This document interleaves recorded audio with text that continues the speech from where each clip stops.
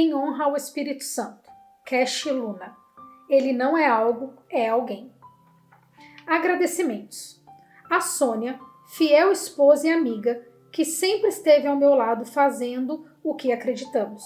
Aos meus filhos, que sempre me apoiaram com ternura durante as viagens que fiz a outras nações para compartilhar a palavra de Deus e o seu poder, sabendo que eu não os veria durante muitos dias para que eu pudesse ser bênção para outros.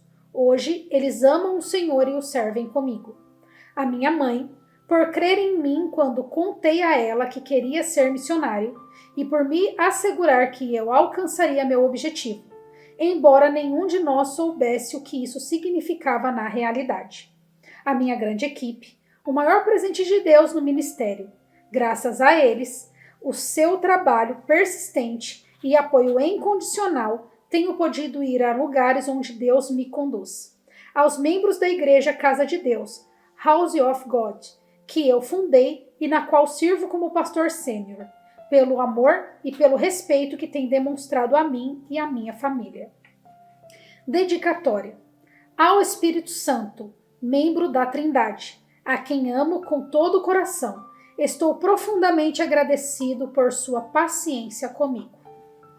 Introdução. Durante a infância, aprendi muitas lições sobre Jesus. Aprendi que ele fazia milagres, curava doentes, andava sobre a água, multiplicava pães e peixes e que, além disso, havia se entregado como sacrifício para a nossa salvação. Embora tivesse aprendido muito sobre o Senhor Jesus na infância, só o aceitei como meu Senhor e Salvador pessoal no dia 11 de julho de 1982. Foi nesse dia que nasci de novo. Finalmente, sua graça me alcançara. A partir daquele momento, mais de 25 anos atrás, nunca deixei de servi-lo com minha mais profunda devoção, de continuamente dar meu testemunho, assim como fizeram os apóstolos durante o ministério que exerceram neste mundo. Esperei muito tempo para escrever o meu primeiro livro, porque entendia que levava tempo para desenvolver um relacionamento maduro com o Espírito Santo. Exatamente como acontece com qualquer outra pessoa. Quando recebi o poder do Espírito e ele começou a me usar para tornar conhecida a sua presença e seus milagres a outros, senti um grande desejo de escrever sobre ele. De fato, fiz o rascunho do primeiro capítulo deste livro 10 anos antes de ele ser publicado, mas deixei-o na gaveta para meditar sobre o tema. Entendi que seria mais razoável esperar até que estivesse certo poder de manter um relacionamento íntimo com o Espírito Santo e manter o poder sobrenatural que havia recebido na minha vida. Você tem nas mãos um livro cujo conteúdo não se encontra em nenhuma outra publicação sobre esse assunto. Tenho certeza de que a combinação de ensino e narrativa sobre a minha própria experiência edificará a sua vida e motivará você a buscar sua presença, a ponto de desejar ter relacionamento íntimo com ele, mais do que qualquer outra coisa que ele possa dar a você. Se depois de ler este livro você sentir mais fome e sede de Deus, então terei cumprido meu propósito em escrevê-lo. Cash Luna. Capítulo 1. Desperto e ainda estou contigo. Há momentos na vida que levam um homem a ficar nervoso. Por exemplo, uma avaliação final na universidade ou enfrentar os pais da sua amada para pedir a mão dela em casamento. Lembro muito bem de como fiquei nervoso no primeiro dia em que encontrei o amor da minha vida. Eu tremia por dentro. Não sabia muito bem como devia me comportar ou o que devia dizer. E, quando achei que tinha as palavras certas, disse, com uma voz balbuciante, a primeira coisa que me passou pela cabeça e logo depois fiquei em silêncio mortal. Fiquei totalmente sem palavras. Pane geral. A grande conversa que eu tinha imaginado durou apenas alguns minutos. O que dizer do dia do casamento? Nós, homens, sempre nos esquecemos de algo realmente importante. Ou ainda pior, podemos nos lembrar na lua de mel do que nos esquecemos de convidar um amigo para a cerimônia. Outro acontecimento que, em geral, nos faz sentir certo nervosismo é o nascimento do primeiro filho. No meu caso, lembro de haver planejado cada detalhe com o médico da minha mulher. O meu plano era estar presente no momento do parto. Mas quando o momento chegou, o médico viu o meu nervosismo. Ele simplesmente me deu um aperto de mão, chamou-me à parte e disse: "Até mais tarde." O restante você já pode imaginar. Entrou e me deixou esperando no corredor. A verdade é que cada pessoa está vinculada a momentos e experiências capazes de mudar a vida de qualquer um. Mas nem todos reagiremos da mesma maneira. Apenas em algumas ocasiões fiquei tão nervoso quanto num dia inesquecível de agosto de 1994. Estava a ponto de entrar em uma das igrejas mais importantes para desfrutar de uma de suas conhecidas reuniões de avivamento. Por mais de 11 anos, eu tinha orado por um grande avivamento na minha própria vida. Tinha buscado a presença do Senhor e sua unção de todo o meu coração quando ouvi a notícia de que o poder de Deus estava sendo derramado com grande profusão nessas reuniões, em um grau que podia ser sentido no estacionamento. Eu estava cheio de expectativas. Acreditava que, no momento em que cruzasse aquela porta, o Espírito Santo seria derramado na minha vida e me deixaria estendido no chão. Tinha imaginado que, quando ficasse outra vez em pé, eu seria o homem mais ungido que jamais havia existido. Assim que sentei, fiquei profundamente desapontado. O poder do Senhor era real naquele lugar. Seria uma tolice negar. O Espírito Santo estava tocando muitas pessoas, mas nada acontecia comigo. Ao menos, eu não parecia experimentar o que a maioria sentia. Algumas vezes sentia um suave formigamento na pele, mas só isso. Depois de ir àquelas reuniões durante vários dias, 12 para ser preciso, minha frustração era enorme. Nada tinha mudado em mim mesmo tendo ido a 2 reuniões por dia, uma média de 7 horas diárias. Você consegue imaginar? Orar durante 11 anos, mantendo uma vida de santidade, servindo a Deus e depois não ver nada acontecer? Muitas perguntas passaram pela minha cabeça. Eu não podia duvidar de que o poder de Deus estava presente ali, mas não podia dizer que o tivesse provado pessoalmente. Quando o pregador chamou para altar todos os que quisessem receber a unção, em outras palavras, o poder de Deus, eu corri até a frente. Depois da oração, enquanto todos caíam diante do poder de Deus, eu continuava em pé. Devo citar que a minha mulher era constantemente cheia com o poder do Espírito Santo. Cada noite, com a melhor das intenções, ela tentava me explicar como tinha recebido o poder de Deus e tentava me motivar a fazer o mesmo. Sônia estava bebendo tão profundamente dos rios de Deus que, em certa ocasião, ao sair do carro para entrar na igreja, notei que ela não estava levando a Bíblia. Perguntei o motivo, pois ela tinha o costume de levar um exemplar, não apenas por ser cristã, mas também porque queria dar exemplo por ser a esposa do pastor. Ela sorriu e respondeu: "Hoje vou beber tanto do Espírito Santo que você terá de me carregar no colo." De fato, durante essa reunião, Sônia experimentou o poder de Deus e ficou repleta de sua presença. Essa experiência não foi tão irresistível que, enquanto ela estava estendida no chão, eu me aproximei dela, movendo-a um pouco e disse: "Sua pressão sanguínea baixou de repente, querida?" Ela voltou a cabeça lentamente na minha direção com uma expressão tão austera que posso garantir que naquele momento recebi o dom de interpretar esses olhares e pensei: é melhor sair e tomar um café. Pouco depois, acabei tomando minha mulher nos braços, pois estava totalmente na presença de Deus. Obviamente, diante de uma evidência inegável como essa, minha frustração aumentou a ponto de um dia, enquanto estava sentado num dos degraus da igreja, começar a soluçar como uma criança que tinha perdido seu melhor amigo. Em seguida, perguntei a Deus por que eu não recebia a unção de poder que outras pessoas tinham. Lembrei a Deus que eu era um homem de oração, que dedicava mais de 1 hora diária para me comunicar com Ele. Eu jejuava e buscava continuamente ter uma vida de santidade. Foi então que Deus me confrontou. Carlos, O seu problema é fé, disse o Senhor. Mas eu sou uma pessoa que outros consideram um homem de fé. Olhe para você mesmo, disse o Senhor.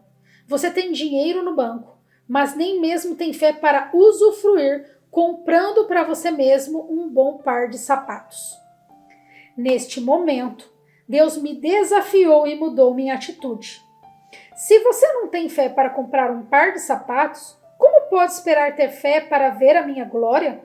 O que é maior, a minha glória ou um novo par de sapatos? Eu sinceramente pensei 2 vezes antes de incluir essa experiência neste livro, mas concluí que não poderia deixar de lado. Embora soar ridículo, essa simples pergunta mudou minha vida por completo. A Bíblia está cheia de narrativas nas quais Deus envia pessoas para fazer algumas coisas estranhas. Creio que esse fato que encorajou e habilitou para seguir adiante. Pense por um momento. Se não temos fé para obter coisas materiais, como teremos fé para as espirituais? Se eu não tenho fé para obter pequenas coisas, como posso ter fé para coisas maiores? Por experiência, Deus me confrontou antes de me ungir. Eu não entendi que sem fé é impossível agradar a Deus. Portanto, no dia seguinte, pus em prática a minha fé em tudo o que fiz, incluindo comprar um novo par de sapatos. Naquela noite, o milagre aconteceu. Eu pedi ao pastor sênior da igreja que o pastor convidado orasse por mim no domingo seguinte, durante o culto. O pastor prontamente permitiu. No entanto, o Espírito Santo me disse naquela noite: você já tem o que deseja, pode ir para casa agora. Eu acreditei nele e decidi ir para casa, embora não tivesse experimentado nada muito poderoso. Assim que minha esposa e eu nos deitamos naquela noite, fechei os olhos para descansar quando senti sendo coberto com um lençol ou coberta bem devagar. Inicialmente, achei que ela é que estava me cobrindo. Em seguida, senti outro lençol posto sobre mim. Outro e mais outro, até que literalmente comecei a afundar na minha cama com um peso. Finalmente, abri os olhos para ver o que estava acontecendo e fiquei surpreso a não ver nenhuma coberta extra sobre o meu corpo. De fato, não tinha nada sobre mim, exceto um lençol muito fino. Ainda que ambos estivéssemos afundando no colchão em razão do peso extra que havia sobre nós. Olhei para ela e disse: Sônia, é ele. Ele está fazendo isto. Ela sorriu e respondeu: sim, é ele. Realmente, era o peso do seu poder, sua própria presença que se manifestava em nós. Essa unção poderosa que eu havia buscado por tantos anos não viera por meio de oração de outra pessoa por mim, mas simplesmente pelo fato de eu confiar em Deus de todo o coração. A partir daquele momento, eu experimentei a presença gloriosa do Espírito Santo em minha vida e em meu ministério. Sua força tem me acompanhado desde então. Sua visitação foi tão intensa que não pude dormir noites inteiras. Sua presença envolveu-me feito um leve e, no entanto, pesado manto carregado de poder. Era uma presença tangível, como um peso sobre mim e uma forte corrente elétrica que corria por todo o meu corpo. Sua palavra inundou minha mente por horas como uma chuva ininterrupta, de versículos que me transformaram. Passaram-se horas até que vi da janela o meu quarto os primeiros raios de sol, e as palavras de Salmo 139:18 transformaram-se em realidade na minha vida. E quando deserto, ainda estou contigo. A melhor parte é que desde aquele dia especial não deixei de experimentar o poder do Espírito Santo em minha vida e ministério. Já se passaram mais de 15 anos e cada dia eu sinto tão fresco e novo como naquela noite. É maravilhoso saber que a presença de Deus em quem eu creio manifestou-se sem reservas e que eu posso passar noites inteiras com Ele, orando até o amanhecer. Até agora o sinto enchendo-me com a sua doce e mansa presença. E oro para que depois de ler este livro, ao mesmo tempo simples e profundo, sua vida nunca mais seja a mesma. Desejo que sua fome seja da presença de Deus, o levem a buscá-lo com todas as suas forças. Neste exato momento, aonde você estiver, Ele deseja encher você, no seu quarto ou talvez onde trabalha, em um restaurante enquanto bebe uma xícara de café, no avião enquanto viaja, não importa onde esteja, se passa por uma provação ou simplesmente sai para trabalhar. Ele anela visitar você. Sua palavra nos ensina que o Espírito Santo envia para viver em nós. Tem fortes ciúmes, ou seja, nos ama zelosamente. Tiago 4:5. O Senhor quer que você mais do que você poderia querê-lo em toda a sua vida. O Espírito Santo deseja que você o busque, que tenha tempo para estar só com ele, sem ninguém mais por perto. Mais do que isso, ele deseja estar em comunhão com você, até mesmo em público. Deus deseja que você esteja atento à sua voz, ouvindo a sua direção e orientação, mesmo quando você estiver conversando com outras pessoas. Noites de glória. Nossa igreja havia aberto as portas havia apenas 3 meses e ainda estávamos nos reunindo em um hotel na cidade da Guatemala. Muitas foram as vezes em que pessoas foram incapazes de ter acesso ao salão das reuniões, porque a presença poderosa do Senhor tomara o lugar da entrada, os corredores e até mesmo os banheiros. Por fim, a administração do hotel não permitiu que continuássemos com as reuniões ali, porque aos domingos de manhã acabávamos tendo mais pessoas cheias do Espírito Santo do que eles tinham pessoas bêbadas em suas festas nas noites de sexta e sábado. Em dezembro daquele ano, fui movido pelo Espírito Santo a separar 6 noites consecutivas para ministrar a palavra e o poder de Deus àqueles que o desejassem. O preço para alugar o hotel era muito alto, de modo que pedi a um amigo que supervisionava a Escola Bíblica Mundial Harvest que nos alugasse seu salão principal, e aí teríamos nossas reuniões. Ele prontamente aceitou nossa solicitação. Não demos nenhum nome especial a essas reuniões, nem fizemos qualquer tipo de divulgação. O convite foi de boca a boca, até que um jovem me mostrou um folheto com as palavras inscritas, Noites de Glória. Em seguida, informalmente inspirados por Deus, as reuniões começaram a ser chamadas dessa forma. Serviram de caminho para que pessoas sedentas da presença de Deus e divina pudessem experimentar tempos de refrigério, um lugar para beber do vinho do Espírito Santo e receber grandes milagres, à medida que cresciam no conhecimento do nosso Senhor Jesus Cristo. A vida das pessoas de fé que foram às reuniões foi transformada definitivamente. Por causa da unção do Espírito Santo e do número crescente de testemunhos de pessoas tocadas por Deus, aquelas reuniões à noite começaram a crescer a ponto de se tornar grandes cruzadas de cura com milagres e unção. É maravilhoso ministrar quando a pessoa é ungida. Por vezes, os milagres começam a ocorrer por meio do Espírito unicamente, sem que seja necessário dizer sequer uma palavra. Um exemplo disso foi o que aconteceu na cruzada de cura que tivemos em Loja, uma pequena cidade do Equador. Nessa cidade havia talvez 8 igrejas cristãs, mas 90% do que assistiram às reuniões Noites de Glória no Coliseu não eram cristãos. Na primeira noite da grande cruzada, havia uma garoa constante. Ainda assim, as pessoas vieram, e o local ficou superlotado.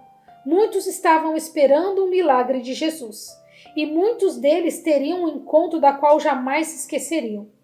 O culto foi lindo, embora tivesse de ensinar praticamente todas as canções. Todos levantavam as mãos quando eram convidados a fazê-lo, e as vozes encheram o lugar. A adoração foi verdadeiramente bela. Lágrimas saltaram dos meus olhos sempre que eu me lembro daquela noite. Eu estava completamente entregue a Deus em adoração quando, de repente, os gritos de uma mulher interromperam a reunião. Ela estava de pé à esquerda da plataforma. No início, pensei que ela quisesse interromper a reunião. Desejoso de restaurar a ordem da melhor maneira, chamei um dos membros da equipe para ver o que estava acontecendo. Depois ouvi claramente que a mulher gritava: "Eu era cega! Eu era cega! Eu era cega!" Lá estava Jesus outra vez. Ele atuara conforme a sua vontade. Curara aquela mulher sem pedir permissão a ninguém. Ele não esperara por um momento pré-determinado. Não seguira regras, nem mesmo me disse o que ele estava fazendo. Ele simplesmente agiu. Essa mulher que nem sequer havia tido um encontro de salvação com Jesus, havia recuperado sua visão de modo instantâneo. Jesus a curara. Ela provavelmente desconhecia quaisquer formalidades religiosas. Portanto, não esperou por um momento específico para compartilhar o milagre que recebera. Simplesmente aconteceu enquanto ela adorava ao Senhor. Uma luz apareceu em sua frente e ela orou. Meu olho, Jesus, meu olho. Em seguida, sentiu um fogo em seu olho cego e imediatamente pôde ver novamente. O Coliseu inteiro irrompeu com gritos de louvor, dando ao Senhor Jesus toda a honra e glória. O poder da unção. É impossível ministrar sem ter unção. Quando o Espírito de Deus desce, toda a atmosfera muda. Acontecem coisas que jamais ocorreriam se ele não se manifestasse. Certa vez, disse a um homem de Deus: não consigo definir unção, mas sei exatamente quando ela está presente e quando não. Outro pastor definiu a unção como o poder manifesto de Deus. De fato, praticamente todas as definições dadas são bastante similares. Eu creio que a unção e o poder do Espírito Santo na vida de uma pessoa cujo propósito é realizar a ação sobrenatural de Deus. Na verdade, não se trata de como a definimos, mas de como a recebemos. O que importa não é aprender sobre a unção, mas sim aceitá-la.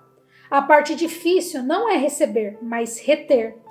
Muitas pessoas têm orado durante toda a vida a fim de poder experimentar a unção e confessam com sinceridade que não a aprovaram ainda.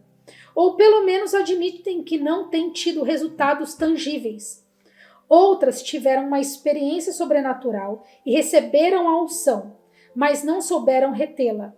Outros vão a todo tipo de congresso e palestras em muitas igrejas buscando renovar sua própria experiência, porque foram incapazes de reter a unção em sua caminhada pessoal e em seu ministério. Piores são as que pensam que têm unção, significa estar emocionalmente tocado ao pregar, gritar ou esgoelar-se e vociferar. A unção não tem nada a ver com o estilo pessoal de fazer algo. Trata-se da essência do poder do Espírito Santo manifesto na vida de uma pessoa.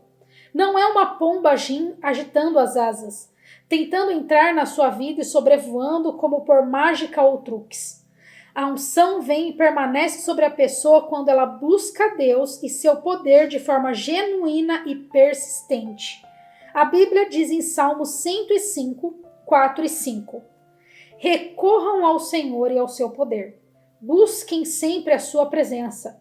Lembre-se das maravilhas que ele fez, dos seus prodígios e das suas sentenças de juízo que pronunciou. Precisamos buscar Deus como uma pessoa, ou seja, como alguém com quem podemos desfrutar de um relacionamento íntimo. Devemos buscar sua face e seu poder da mesma forma. Se você ler bem o texto bíblico anterior, observará que o salmista lembra as pessoas das maravilhas e dos milagres do Senhor. Além disso, ele os exorta a buscarem sua face e seu poder, caso desejem vê-los manifestos. Até mesmo a palavra revelada, o que alguns chamam de rema, ou seja, a palavra dada a uma pessoa específica para um propósito específico em um momento específico, nos será dada se buscarmos sua presença, uma vez que se trata da única forma em que podemos ouvir sua voz, revendo sua vontade em dado momento. Ser ungido não é uma questão de acaso ou acidente. A unção é para os que o buscam ao Senhor, sua face e seu poder. Você a sentirá sobre a vida como resultado direto de busca com persistência, paixão e sinceridade à presença de Deus. Se é verdade que Jesus pagou o preço na cruz do Calvário e podemos ter essa experiência pela graça de Deus, também é verdade que ele nunca a dá àqueles que não o valorizam. Na verdade, alguns chegaram a perder essa graça por algum motivo. Se você está lendo este livro, é porque deseja de todo o coração receber essa unção do Senhor. retê-la e permitir que cresça no seu interior e ministério. Meu amigo, há algo mais do que a unção, e é isso que quero mostrar a você a seguir.